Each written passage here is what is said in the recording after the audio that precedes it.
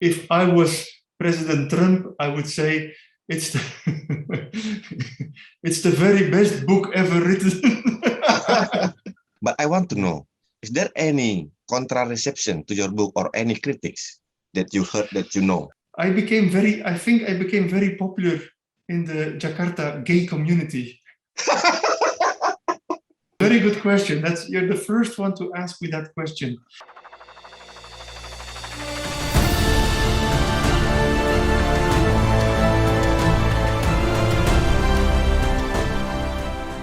So about your book, it's a quite harsh question. What do you think your book, the different, your Revolusi and another history book of Indonesia that already written? If I was President Trump, I would say it's the, it's the very best book ever written. If you are Trump, but you're not Trump. I would do this with my hand. The very, very, very, very, the biggest book. It's the biggest book ever written on any country in human history. No, I think there's three things. The book is innovative because of all the interviews. I think the interviews are really important. And not just interviews with the top officials, not just ministers, diplomats and officers, but many orang biasa. The people like you and me. I think it's, and also a lot of women. The women are often left out of the history. I spoke to many women who were part of the Revolusi, who were fighting. I visited one woman in a home for the elderly in Jakarta, and she was Javanese, but she had gone to Kalimantan to fight in the forest with Hassan Basri. She was one of Hassan Basri. He was one of the rebel leaders there. She was in his movement. So I think that's the first reason. The interviews. The interviews are really innovative. I think the second innovation is that it's not just about Indonesia. It's not just about the Netherlands. It's about the global impact of the Indonesian independence. So and the third one? And then the third one is there's a lot of academic research in the book. I mean, I am a doctor. I have a scientific training, but the book really wants to be easy to read. And I'm trained as a scientist, but I have worked as a literary author and as a journalist. And that's what I just said to you. That was very hard to bring all the academic knowledge together into a book which my mother could read. My mother could read this book. My mother did not go to university, but she could read the book. So that for me was and I hear that this is for many people they say like, oh, it looks like a big book, but I could read it in 4 days. Reception on your book quite positive. That's sent by before this interview. But I want to know, is there any contra-reception to your book or any critics that you heard that you know? So far, the book has been much better received in the Netherlands than I thought was going to happen. Oh yeah, You're afraid. You have that kind of afraidness. I did not know what was going to happen. Okay. If I read the interviews I gave before publication, I said, maybe some people are going to be very, very angry, but most people have been very, very grateful. Even last night, I want to thank you because we needed this book and we didn't have this book, and so people are actually quite grateful. So that is fantastic. But there is the most one, right? The most one, but there must be some critics, some people that contra to what you wrote. I think the biggest critique has come from Indo-Belanda people. Okay. Indo-Belandas. What they say? Well, the critique was mostly based on a documentary. There was a documentary about my book, And in the documentary, it was a three hours on television. Did you see the documentary? Not yet. Oh, yeah. And in the documentary, I did not make it. There was two Dutch ladies who were following me in Japan and in Nepal and Indonesia. And the documentary is very, very short on the Bersiap. Okay. And for them, the Bersiap, it's their trauma. It's their, I see. And so they were very angry that the documentary skipped over. It was briefly mentioned.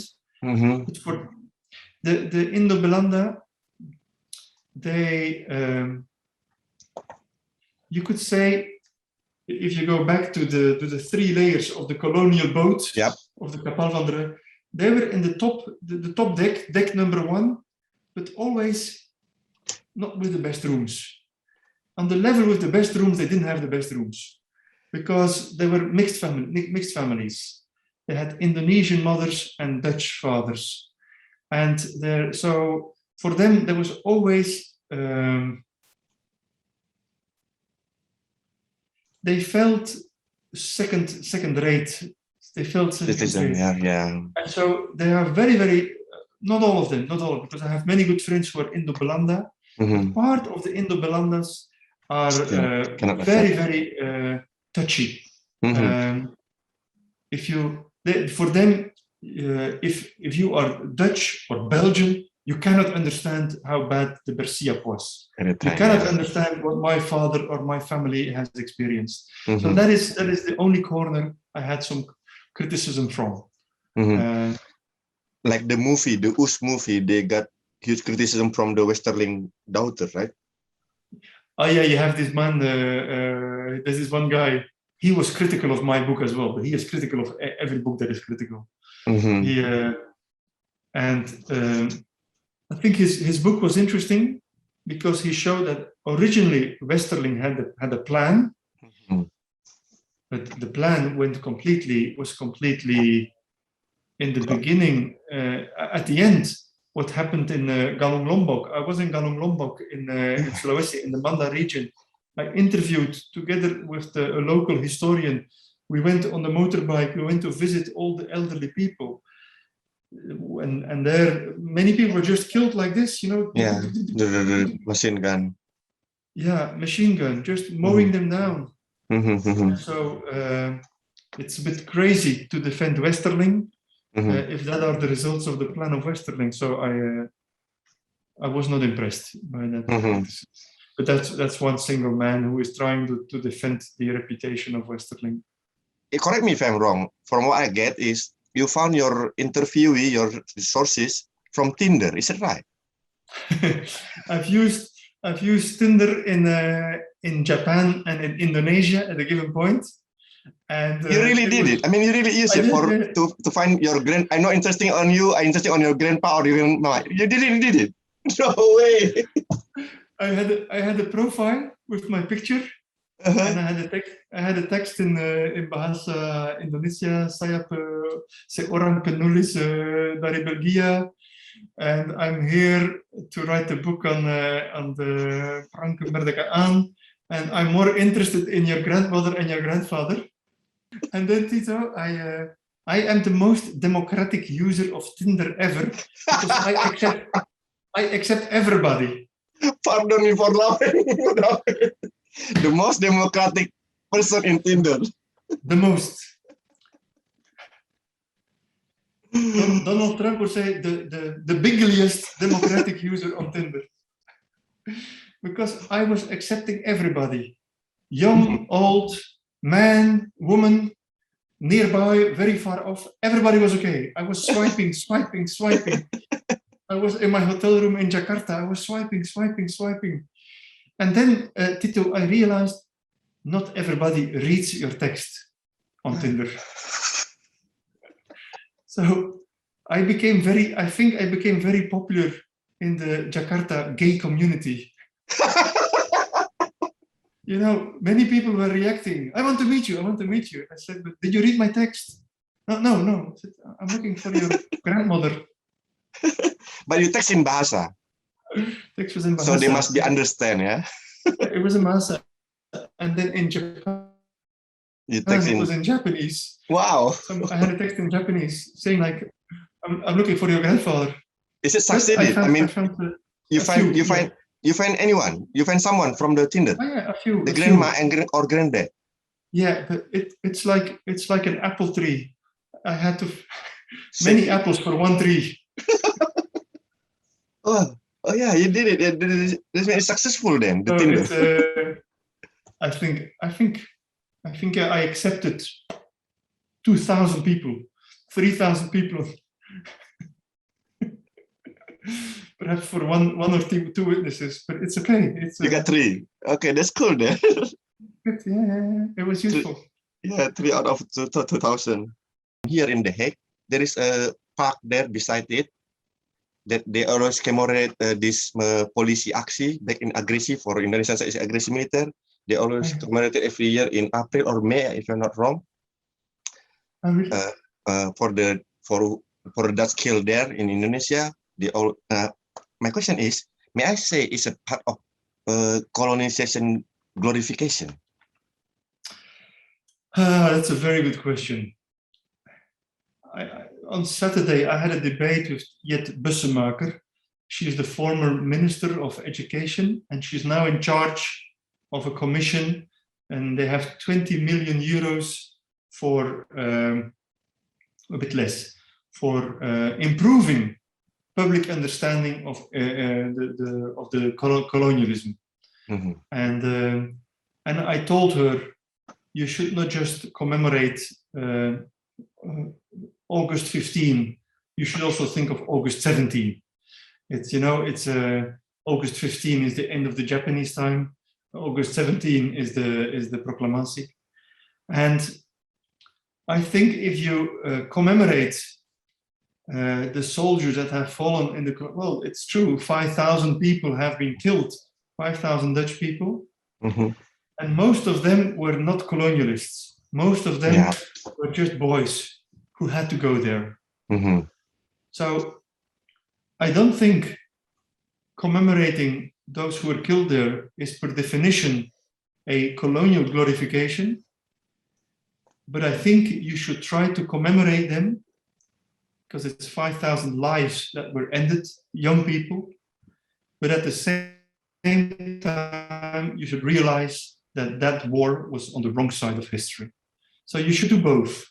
Remember the dead and admit your fault. These two.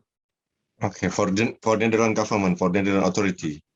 Yeah, I think you need to do both. But it's very hard because if you admit your fault as a government, you are basically saying to your family, your father died for nothing. Yeah. And that's why it's so hard to admit. So I think if people are killed, you have the right to remember them, especially because most of them were they had never been in Indonesia before. They were not colonists. It's not colonial glorification. Yeah. But I would say remember them, but do it with a lot of humility, a lot of humbleness. Yeah. That to me seems important. Admitting, you mean like including like what you said as a colonial archive is an elite archive. That's admit including like need to change some part of the history written.